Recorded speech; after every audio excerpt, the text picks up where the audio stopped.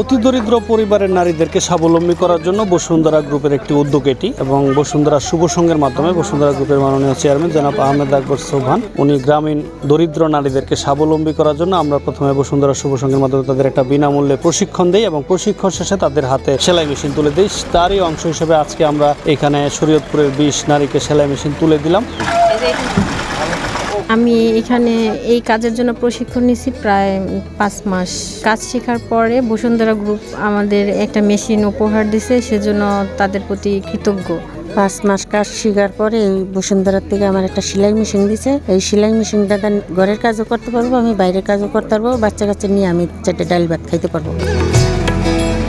আমরা 3 ভাই বোন। আমার ভাই কলেজে পড়ে, আমি পড়াশোনা করতেছি। আর আমার বোন আছে, আমার বড়, সে কথা বলতে পারে না। আর আমার বাবা হলো রাজমিস্ত্রির কাজ করে। আমার বাবা আমাদের সংসার চালাতে খুবই কষ্ট হয়।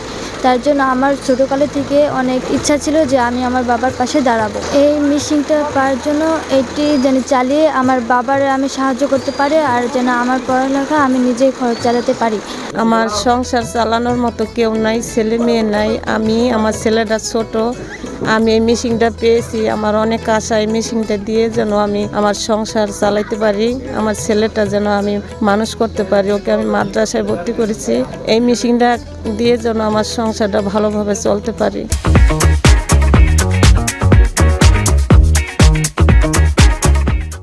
অনেক খুশি হয়েছি, মানে মন থেকে খুশি হয়েছি। আর যারা এইভাবে বিনা টাকায় বিনা ইতে দিস আমাদের, এর জন্য আমরা তাদের জন্য দোয়া করি যাতে তারা সবসময় আরো আগায় যেতে পারে, আরো জানি আরো উপরে উঠতে পারে। আল্লাহ জানি তাদের এই তৌফিক দান করে। আমাদের ভবিষ্যৎ পরিকল্পনা বলতে এতটুকুই যে আমাদের এই কার্যক্রম অব্যাহত থাকবে এবং এই নারীরা যাতে নিজেরা সচ্ছল হয়ে আমাদের দেশের অর্থনীতির চাকাকে আরো সচল করতে পারে, সেই আশাবাদী আমরা তাদের কাছে সবসময়ই ব্যক্ত করি এবং তাদের মুখ থেকে আমরা যা শুনি তাতে আমরা আশাবাদীও হই যে এই নারীরা হয়তো একদিন ঘুরে দাঁড়াবে, তারা নিজেরা সচ্ছল হবে এবং দেশের অর্থনীতির চাকাও তারা সচ্ছল করবে।